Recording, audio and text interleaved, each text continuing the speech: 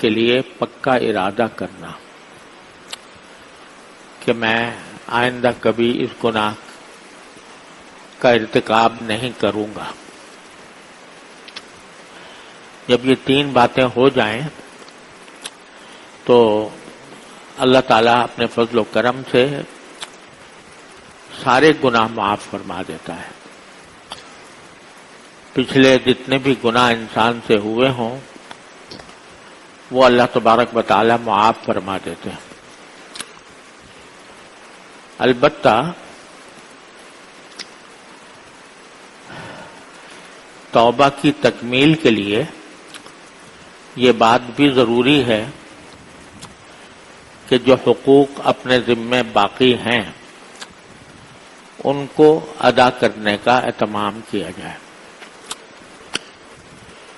یعنی توبہ سے تو یہ ہوا کہ پچھلے گناہ معاف ہو گئے،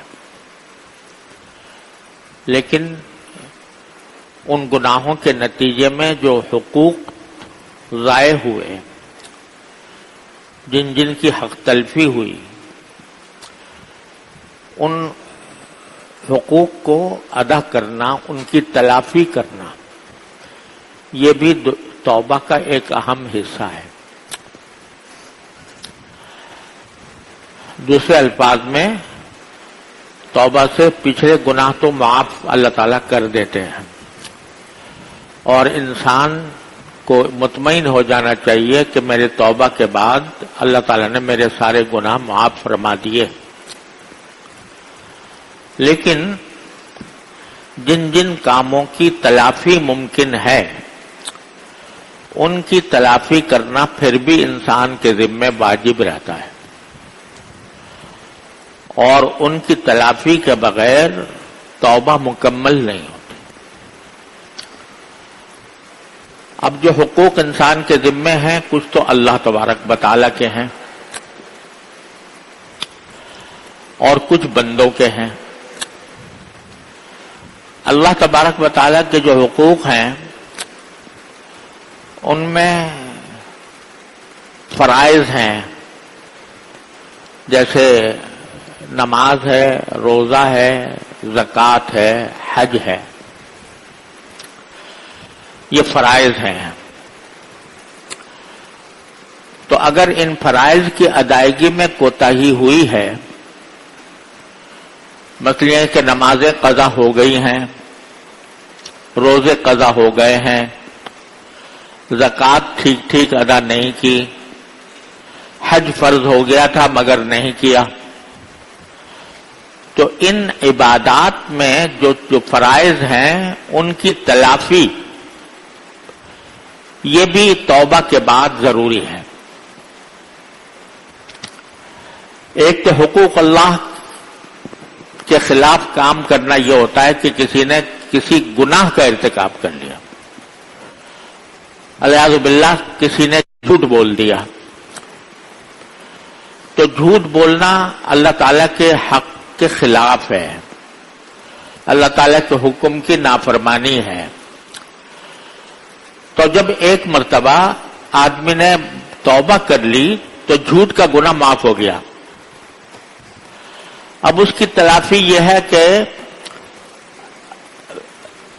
کسی وقت اپنے اس جھوٹ کی تصحیح کر دے کسی کے سامنے. نہیں موقع ہے تو پھر اللہ تعالیٰ اس کو درگزر بھی فرما دیتے ہیں، معاف بھی فرما دیتے ہیں. کسی نے فرض کرو کہ کوئی بے حیائی کا کام کر لیا تو یہ اللہ تعالیٰ کے حق تلفی ہوئی. اللہ تعالیٰ کا حق یہ تھا کہ اس نے جس چیز کو معصیت قرار دیا ہے آدمی وہ ارتکاب نہ کرے. لیکن جب توبہ کر لی تو اب اس میں تلافی کی کوئی صورت نہیں ہے، لہذا وہ تلافی واجب بھی نہیں، بس صرف گناہ کیا اور گناہ کے بعد توبہ کر لی، وہ گناہ معاف ہو گیا. اب اس میں تلافی کا کوئی راستہ بھی نہیں ہے اور وہ مطلوب بھی نہیں ہے، انسان کے ذمہ واجب بھی نہیں ہے. صرف اتنا ہے کہ گناہ سے توبہ کر لی اور آئندہ کے لیے گناہ سے اجتناب کا پکا ارادہ کر لی. لیکن جو فرائض تھے، فرائض کے اندر جو کوتاہی ہوئی اور جو نمازیں قضا ہوئیں، جو روزے قضا ہوئے، تو ان کی تلافی ممکن ہے، اور ممکن یہ ہے کہ ان کو قضا کرے، ان کو ادا کرنے کی فکر کرے۔ یہ بھی تکمیل توبہ کے لیے ضروری ہے، اور اس کے لیے ہر آدمی کو یہ سوچنا چاہیے کہ نماز فرض ہوتی ہے انسان کے بالغ ہونے کے بعد۔ بالغ ہونے سے پہلے نمازیں فرض نہیں ہیں، اگرچہ حکم یہ ہے کہ بچوں کو بھی رفتہ رفتہ عادی بنایا جائے، سکھایا جائے۔ حدیث میں ہے کہ جب بچہ 7 سال کی عمر کا ہو جائے تو اس کو نماز سکھاؤ، نماز پڑھاؤ، اور 10 سال کا ہو جائے تو پھر اس کو تنبیہ کے طور پر مار بھی سکتے ہو کہ بھئی تم نے نماز کیوں نہیں پڑھی، لیکن شرعاً اس کے ذمے فرض نہیں ہے۔ بالغ جب ہو جاتا ہے انسان تو پھر بالغ ہونے کے وقت سے انسان کے اوپر نمازیں فرض ہوتی ہیں۔ بالغ ہونے کے معنی یہ ہے کہ یا تو بلوغ کی علامتیں ظاہر ہو جائیں، مردوں کے اندر مثلا احتلام ہونے لگے، یا بچیوں میں ان کو ماہواری آ جائے، تو اس سے وہ بالغ تصور کی جاتی ہے۔ اب یہ اندازہ لگائیں کہ میرے بالغ ہونے سے لے کر اب تک مجھ سے کچھ نمازیں قضا ہوئی ہیں یا نہیں۔ اگر ہوئی ہیں تو ان کا حساب رکھے، اور اصل بات تو یہ ہے کہ ان کو جلد از جلد قضا کرنے کی کوشش کرے۔ مثلا کسی کی 100 نمازیں ہیں، 200 ہیں، 300 ہیں، 400 ہیں، 1000 ہیں، تو ان کو وہ قضا کرے، اور جتنا وقت بھی زیادہ سے زیادہ دے کر نمازیں قضا ہو سکیں وہ کرے۔ اور اس کا ایک آسان طریقہ بزرگوں نے یہ بھی فرمایا ہے کہ ہر فرض نماز کے ساتھ ایک فرض نماز قضا کی نیت سے پڑھتا رہے، اور نیت یہ کرے کہ میرے ذمے جو آخری نماز فرض تھی اور میں نے ادا نہیں کی، وہ آخری نماز میں قضا کر رہا ہوں، یہ نیت کر کے شروع کر دے۔ فجر کی نماز کے ساتھ فجر کی نماز، کہ آخری فجر کی نماز جو مجھ سے قضا ہوئی تھی وہ میں پڑھ رہا ہوں اور اس کو ادا کر رہا ہوں، اور ظہر کی نماز کے ساتھ ظہر کی کہ آخری جو ظہر کی قضا ہوئی تھی وہ میں پڑھ رہا ہوں، عصر کے ساتھ، اور عصر کی نماز کے بعد اگرچہ نفلیں منع ہیں، فجر کے بعد بھی نفلیں منع ہیں، لیکن قضا کرنا جائز ہے۔ فجر کی نماز بھی کے بعد بھی قضا کی جا سکتی ہے، عصر کے بعد بھی قضا کی جا سکتی ہے، مغرب کے بعد مغرب کی، عشاء کے بعد عشاء کی۔ اس طرح اپنے ساری پچھلی زندگی کی نمازیں قضا کرنا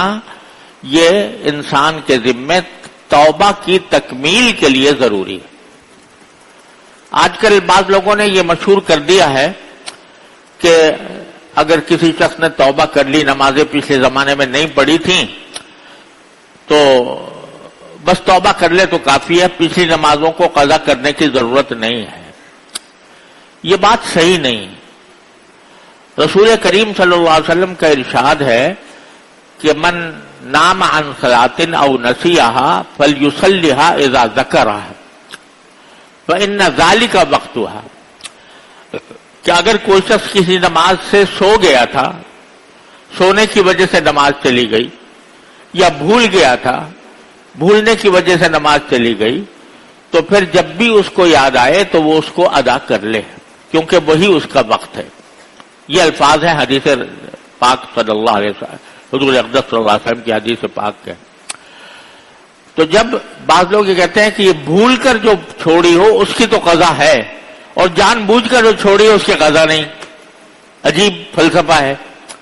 یعنی ایک آدمی نے بھول کر نماز چھوڑ دی، تو یہ تو ایک طرح سے ایک عذر ہو گیا نا، اس عذر کی وجہ سے نماز چھوڑی ہے تو پھر اس کی قضا لازم قرار دی۔ اب جو جان بوجھ کر چھوڑی تھی، یعنی نماز کی فرضیت جاننے کے باوجود اور غفلت میں چھوڑ دی تھی تو اس کی قضا کہتے ہیں واجب نہیں. یہ بالکل احمقانہ بات ہے. اس کی قضا تو اور واجب ہے. اپنی استطاعت کی حد تک ہر روز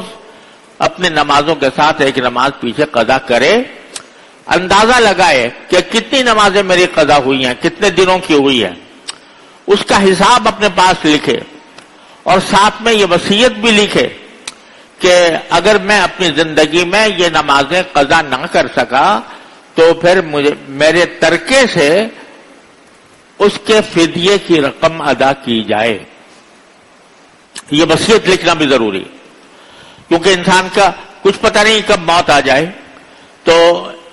مرنے کے بعد اگر وصیت کم از کم کر دی ہے تو اللہ تعالیٰ کی رحمت سے امید ہے کہ انشاءاللہ وہ معافی ہو جائے گی. لیکن اگر فکر ہی نہیں کی, بس جو ہو گیا سو ہو گیا, اور اس کے بعد پھر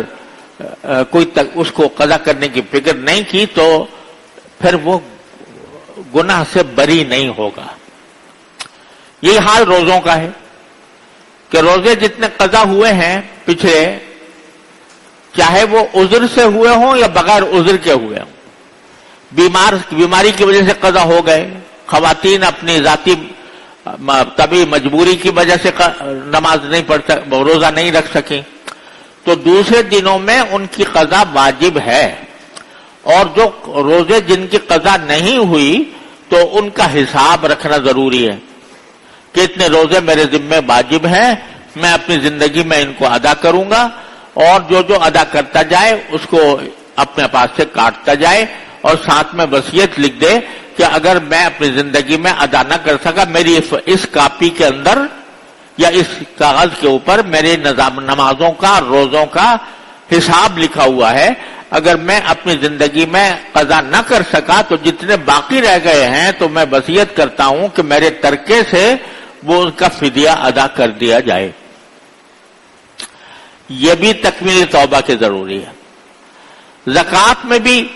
بسا اوقات لوگ جو ہیں وہ بغیر حساب کے زکوٰۃ نکال دیتے ہیں, بس یہ اندازے سے تخمینے سے, پورا حساب نہیں کرتے. تو اگر زکوٰۃ میں کمی رہ گئی ہے تو اس کا بھی لکھنا ضروری ہے. حج فرض ہوا ہے مگر ادا نہیں کر سکا تو اس کا لکھنا بھی ضروری ہے. تو تکمیل توبہ کے لیے پہلے تو حقوق اللہ جو ہیں وہ ان کا پورا حساب کرے, اور حساب کر کے ان کو قضا کرنے کی فکر کرے کہ بالغ ہونے کے بعد سے لے کر اب تک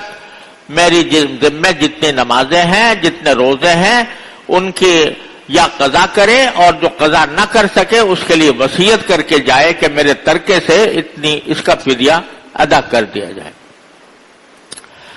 دوسرا معاملہ ہے حقوق العباد کا. وہ حقوق اللہ سے زیادہ سنگین ہے, زیادہ خطرناک ہے, کیونکہ اللہ تبارک و تعالی اپنے حق کو تو اپنی رحمت سے معاف کر دیتے ہیں, توبہ کر کے بھی معاف کر دیتے ہیں, استغفار سے بھی معاف فرما دیتے ہیں, اور بعض اوقات جب اللہ تعالیٰ کی رحمت چاہے تو کسی انسان کے کسی عمل کی بدولت اس کو معاف کر دیتے ہیں. کوئی عمل اس سے ایسا ہو گیا اللہ تعالیٰ کی رضا کے مطابق کہ اللہ تعالیٰ نے بغیر توبہ کے معاف کر دیا, بغیر استغفار کے معاف کر دیا. ان اللہ یغفر لا یغفر ان یشرک بہ ویغفر ما دون ذلک لمن یشاء. شرک کو تو اللہ تعالیٰ بغیر توبہ کے معاف نہیں کرتے, شرک کے اور کفر کو, لیکن اس کے بعد جتنے بھی گناہ ہیں وہ جس کو چاہتے ہیں باری تعالیٰ معاف فرما دیتے ہیں, اور خاص طور سے توبہ کرنے والے کو تو ضرور ہی معاف کر دیتے ہیں. لیکن بندوں کے جو حقوق ہیں, حقوق العباد جن کو کہا جاتا ہے, وہ اللہ تعالیٰ اس وقت تک معاف نہیں فرماتے جب تک کہ وہ بندہ یا تو بندے کو حق ادا کر دیا جائے جو اس کا حق ہے, یا اس سے معاف کرایا جائے. یہ معاملہ بڑا سنگین ہے, بڑا خطرناک ہے. اگر فرض کرو کسی بندے کو ہم نے کوئی تکلیف پہنچائی کسی بھی قسم کی, جسمانی, مالی, نفسیاتی, طبعی کوئی تکلیف پہنچائی, تو وہ گناہ ہمارے ذمے میں لکھا گیا, اور جب تک وہ صاحب حق معاف نہیں کرے گا اس وقت تک وہ معاف نہیں ہوگا. مثلا غیبت ہے کسی کی. اب یہ حقوق العباد میں سے ہے کہ کسی بندے کی کسی مسلمان کے پیٹھ پیچھے اس کی برائی نہ کی جائے. کسی پر الزام لگا دیا, تہمت لگا دی, ایسی تہمت لگا دی جو واقعے کے خلاف ہے. کسی کو کہہ دیا کہ وہ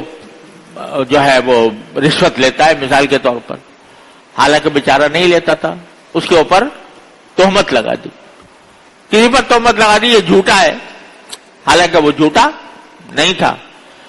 تو یہ تہمت یا الزام لگا دینا یا پیٹھ پیچھے اس کی غیبت کرنا یہ حقوق العباد میں داخل ہے. اور یہ اس کی معافی کا کوئی راستہ نہیں ہے سوائے صرف توبہ سے معاف نہیں ہوں گے. یا اللہ میں نے لوگوں کی غیبت کی تھی مجھے معاف کر دے, یا اللہ میں نے لوگوں پر بہتان لگایا تھا معاف کر دے, یا اللہ میں نے کسی کو مارا تھا وہ معاف کر دے, یا اللہ میں نے کسی کو گالی دی تھی معاف کر دے. تو محض اس توبہ کر لینے سے وہ معاف نہیں ہوگا جب تک کہ وہ بندہ جس کا حق مارا گیا ہے وہ معاف نہ کرے. تو یہ بڑی سنگین بات ہے. تو تکمیل توبہ کے لیے, توبہ کی تکمیل کے لیے, توبہ کو مکمل بنانے کے لیے یہ بھی ضروری ہے کہ جن جن بندوں کا حق ہم نے تلف کیا ہے تو ان سے معافی مانگی جائے, یہ بھی ضروری ہے. اور تو اور نبی کریم سرورد عالم صلی اللہ علیہ وسلم سے بڑا معصوم کون ہوگا. لیکن ایک مرتبہ سرکار دو عالم صلی اللہ علیہ وسلم نے کھڑے ہو کر صحابہ کرام کے مجمع میں یہ کہا کہ بھائی, یہ فرمایا کہ اگر مجھ سے کسی شخص کی حق تلفی ہو گئی ہو, کسی کے ساتھ میں نے زیادتی کی ہو, کسی کو میں نے مارا ہو, کسی کو میں نے برا کہا ہو, تو آج میں آپ کے سامنے موجود ہوں, مجھ سے بدلہ لے لو, مجھ سے بدلہ لے لو. سارے مجے میں کھڑے ہو کر آپ نے لوگوں سے یہ بات فرمائی. اور ہمیں بھی یہ تاکید فرمائے, حدیث میں ہے کہ رسول کریم صلی اللہ علیہ وسلم نے ارشاد فرمایا کہ من کان لہ مظلمۃ علی اخیہ فلیتحللہ منہ اليوم قبل ان لا یکون دینار ولا درہم. کہ اگر تم نے کسی کے ساتھ کوئی زیادتی کی ہے, کسی بھی قسم کے زیادتی, اس کے اوپر اس کو تم نے برا بھلا کہا, اس کو تم نے گالی دی, اس کو تم نے اس کی عزت پر ہاتھ ڈالا, بے عزتی کی, تو آج اس سے معاف کروا لو, آج معاف کروا لو. قبل لا یکون دینار ولا درہم, اس وقت کے آنے سے پہلے معاف کروا لو جبکہ نہ دینار ہوگا نہ درہم ہوں گے, نہ پیسہ روپیہ پیسہ کچھ بھی نہیں ہوگا. یعنی آخرت میں آدمی جب جائے گا نا تو سارے پیسے مال دولت جو کچھ ہے یہیں چھوڑ کے چلا جائے گا. وہاں نہ دینار ہوگا, نہ درہم ہوگا, نہ روپیہ ہوگا, نہ ڈالر ہوگا, نہ پیسہ ہوگا, نہ ریال ہوگا. وہاں تو جو کچھ ہوگا وہ نیکیاں ہوں گی. تو نیکیوں کے ذریعے تبادلہ ہوگا. اگر کسی شخص کی آپ کے حق تلفی کی ہے, کسی بندے کی, کسی کو تکلیف پہنچائی ہے کسی بھی قسم کی, تو اس کی نیکیاں تمہاری نیکیاں اس کو دی جائیں گی اس کا حق ادا کرنے کے لیے. تم نے جو نمازیں پڑھی تھیں, تم نے جو روزے رکھے تھے, تم نے جو صدقے کیے تھے, وہ تمہارے نامہ اعمال سے اٹھا کر اس بندے کے نام اعمال میں ڈال دیے جائیں گے جس کی تم نے حق تلفی کی. وہاں تم پیسے دے کر معافی نہیں کرا سکو گے, پیسے ہوں گے ہی نہیں. ہوں گی تو نیکیاں ہوں گی, وہ نیکیاں اٹھا کر دے دی جائیں گی اس شخص کو جس کی تم نے حق تلفی کی تھی. تو فرمایا اس وقت کے آنے سے پہلے آج اپنے آپ کو پاک صاف کر لو, دوسرے سے معافی مانگ کر, دوسرے سے اپنا حق معاف کرا کر آج معافی مانگ لو. اور یہ فرشاد سرکار دو عالم صلی اللہ علیہ وسلم نے خود بھی فرمایا اور عملاً کر کے بھی دکھایا کہ صحابہ کرام کے مجمع میں باقاعدہ اعلان کیا کہ اگر کسی کا حق میرے ذمہ ہو تو آج مجھ سے لے لے. اور ہمارے سارے بزرگوں کا یہ معمول رہا کہ وہ الحمدللہ جب تکمیل توبہ کرتے ہیں تو تکمیل توبہ میں پہلے تو اپنی ساری عبادات کا حساب صاف کرتے ہیں کہ جو ہمارے ذمہ عبادتیں رہ گئی ہیں اس کو ادا کرنے کی کوشش کرتے ہیں. اس کے بعد کیا بلکہ اس کے ساتھ ہی وہ بندوں کے حقوق کے بارے میں لوگوں سے رجوع کرتے ہیں، خط لکھتے ہیں، جن سے خط لکھ کر معافی مانگی جا سکتی ہے ان سے خط کی، یا ایک عام خط اپنے سارے ملنے جلنے والوں کے نام لکھ کے بھیج دیا، سارے اپنے ملنے جلنے والوں کے نام کہ بھائی اتنے دنوں تک میرا آپ کے ساتھ معاملہ رہا اور بہت عرصے تک ہم ایک دوسرے کے ساتھ رہے، اس دوران اگر مجھ سے کوئی آپ کی حق تلفی ہوئی ہو کسی بھی شکل میں تو آپ اللہ کے لیے اس کو معاف کر دیں. یہ باقاعدہ خط حکیم الامت حضرت مولانا اشرف علی صاحب تھانوی قدس اللہ تعالیٰ سرہ نے پورا ایک رسالہ اس پر لکھا العذر والنذر کے نام سے، اور سارے اپنے احباب سے کے پاس بھیجا کہ بھئی جس کا کوئی حق میرے ذمہ ہو تو وہ لے لے، اگر مالی حق ہے تو مجھے بتا کر لے لے کہ بھئی آپ نے فلاں وقت میں مجھ سے اتنے پیسے لیے تھے یا آپ کے اتنے پیسے آپ کے ذمہ واجب تھے، وہ اس کی مجھے ثبوت فراہم کر کے مجھ سے لے لے. اور اگر مجھ سے کوئی تمہیں تکلیف پہنچی ہے تو اس تکلیف کو آپ اللہ کے واسطے معاف کر دیں، میں آپ سے معافی مانگتا ہوں. یہ پورا خط لکھا. میرے والد ماجد قدرت اللہ تعالی سرہ نے بھی ایک خط لکھا تھا کچھ تلافی معافات کے نام سے، اس کو شائع بھی کیا تھا کہ جن کے حقوق میرے ذمہ واجب ہے میں ان سے معافی مانگتا ہوں، آپ اللہ کے خاطر مجھے معاف کر دیں. تو جب بندہ اصلاح کی طرف چل رہا ہو تو وہ ایک تو توبہ کر لی، توبہ کرنے کے بعد اس توبہ کی تکمیل کے لیے ضروری ہے کہ اپنے حقوق اللہ بھی پورے کی تلافی کرے اور اپنے ملنے جلنے والوں سے زبانی یا تحریری طور پر یہ معافی مانگ لے کہ بھائی مجھ سے. ہمارے بزرگوں کا ایک طریقہ تھا بہت مفید کہ جب دو آدمی ایک ساتھ رہتے تھے اور پھر جدا ہو رہے ہوتے تھے تو یہ جملہ کہا کرتے بھئی ہمارا کہا سنا معاف کر دینا، ہمارا کہا سنا معاف کر دینا. یعنی میں نے منہ سے کوئی ایک بات ایسی کہہ دی ہو جو آپ کے حق کے خلاف ہو، جس سے آپ کی حق تلفی ہو تو اسے بھی معاف کر دیجئے. کوئی میں نے آپ کی غیبت سنی ہو کہیں تو اس کو بھی معاف کر دیجئے، میرا کہا سنا معاف کر دیجئے. یہ جملہ بڑا ہی معنی خیز ہے اور بڑا مفید ہے کہ جب بھی کسی سے ملاقات ہو اور ملاقات کے بعد جدائی ہو تو کہہ رہے بھائی میرا کہا سنا معاف کر دینا، تو اس سے وہ عام طور سے معاف کر ہی دیتا ہے تو انشاءاللہ معافی ہو جائے گی. اور یہ بھی حدیث میں ہے کہ اگر کوئی شخص دوسرے سے معافی مانگے اپنے حقوق کی معافی مانگے کہ بھئی میں نے تم سے کوئی حق طلبی کی ہو تو اس کو معاف کر دو، تو پھر وہ معاف نہ کرے،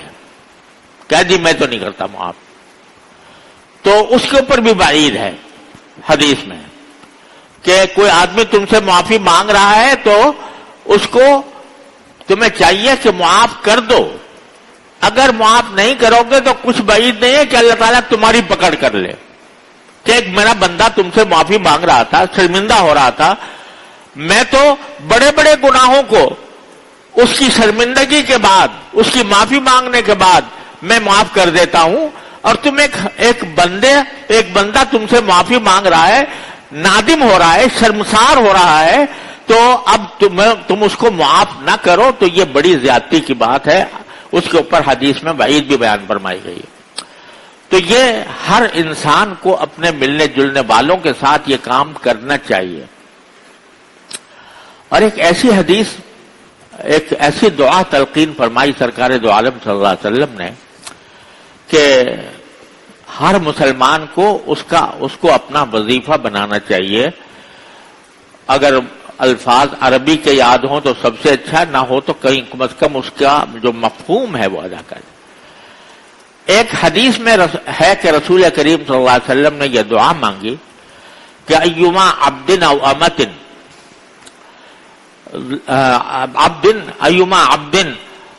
ظلمتہ او لعنتہ او لعنتہ او ظلمتہ او لعنتہ او شتمتہ فجعلوا لہو زکاتن بقربتن تقربہ بہا الیک. جس کے معنی یہ ہے کہ یا اللہ تعالیٰ سے دعا کر رہے ہیں سرکار دو عالم سے، یا اللہ میں نے اگر آپ نے کسی بندے کی یا بندی کی میں نے کوئی حق تلفی کی ہو، اس کو میں نے تکلیف پہنچائی ہو، یا اس کو میں نے لعنت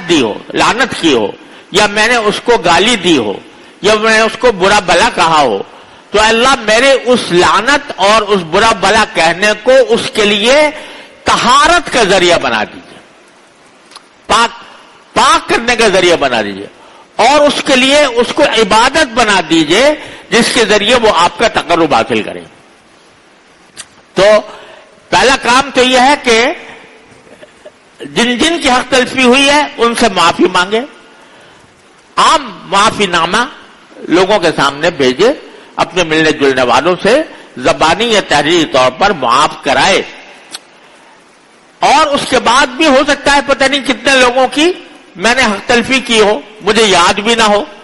کس کی میں نے برائی کی ہو، کس کی میں نے غیبت کی ہو، کس کا میں نے اور تکلیف پہنچائی ہو، کسی کو میں نے اس کی دل آزاری کی ہو، تو اس کے لیے یہ دعا تلقین فرما دی سرکار دو عالم صلی اللہ علیہ وسلم کہ اللہ میں نے جس کسی شخص کو تکلیف پہنچائی ہو یا لعنت کی ہو یا میں نے اس کو ظلم کیا ہو یا اس کو میں نے برا بھلا کہا ہو، تو اللہ میرے اس برا بھلا کہنے کو اور اس ظلم اور زیادتی کو اس کے حق میں رحمت بنا دیجیے. گویا آج میں یہ دعا کر رہا ہوں کہ آپ بجائے میری اس برا بھلا کہنے کے، برائے میرے لعنت کرنے کے، میری طرف سے یہ دعا قبول فرما لیں کہ اس کو آپ پاک فرما دیں ہر گناہ سے اور اس کی مغفرت فرما دیں اور اس کو اپنا تقرب اور قرب عطا فرما دیں. تو کوئی دقیقہ چھوڑا نہیں سرکار دو عالم صلی اللہ علیہ وسلم نے. ہمارے دامن کو پاک کرنے کے لیے ہمارے حساب و کتاب کو صاف کرنے کے لیے، ہمارے نامہ اعمال کو صاف کرنے کے لیے کوئی طریقہ چھوڑا نہیں سرکار دو عالم صلی اللہ علیہ وسلم نے جو بتایا نہ ہو. حقوق اللہ جو ہیں، جو واجب ہیں، ان کو ادا کر لو، ادا کرنے کی کوشش میں لگ جاؤ. بعض لوگ سوچتے ہیں سال کا معاملہ ہے کیسے کریں گے، تو اپنی طرف سے شروع کر دو اور کوشش شروع کر دو. اگر بیچ میں فرض کرو انتقال بھی ہو گیا، وصیت بھی تم نے لکھ دی، تمہارا فریضہ ادا ہو گیا، اللہ تعالیٰ انشاءاللہ معاف فرما دیں گے. اور جو بندے ہیں ان سے معافی مانگو اور ان سے حق تلفیوں کی معافی مانگنے کا جو بھی طریقہ ہو سکتا وہ اختیار کرو اپنی طرف سے. اس کے بعد بھی اگر کچھ لوگ رہ جاتے ہیں کہ جن سے معافی نہیں مانگی گئی اور جن سے زیادتی کی کوئی تلافی نہیں کی گئی، تو اس کے لیے یہ دعا کر لو کہ یا اللہ جس کی میں نے حق تلفی کی ہو اس حق تلفی کو اس کے لیے رحمت بنا دیجئے، اس کو اپنے تقرب کا ذریعہ بنا دیجئے، اس کو اپنا قرب عطا فرما دیجئے. تو کوئی کسر چھوڑی نہیں سرکار دو عالم صلی اللہ علیہ وسلم نے ہمیں پاک کرنے کی، گناہوں سے پاک کرنے کی، لوگوں کے حقوق سے عہدہ برا کرنے کی کوئی کسر سرکار دو عالم صلی اللہ علیہ وسلم نے چھوڑی نہیں. اب یہ اصلاح اگر باقی چاہتا ہے بندہ اپنی، تو پھر اس سے تو گزرنا ہوگا، اس طریقے سے گزرنا ہوگا. پہلے ایک اجمالی توبہ اور پھر یہ تفصیلی توبہ، یعنی تفصیلی توبہ کے معنی تکمیل اس توبہ کی، اس طریقے سے جیسے میں نے عرض کیا. اللہ تبارک و تعالیٰ اپنے فضل و کرم سے اپنے رحمت سے ہم سب کو اس کی توفیق عطا فرما دے کہ ہم اپنے سارے گناہوں کو دھو کر اور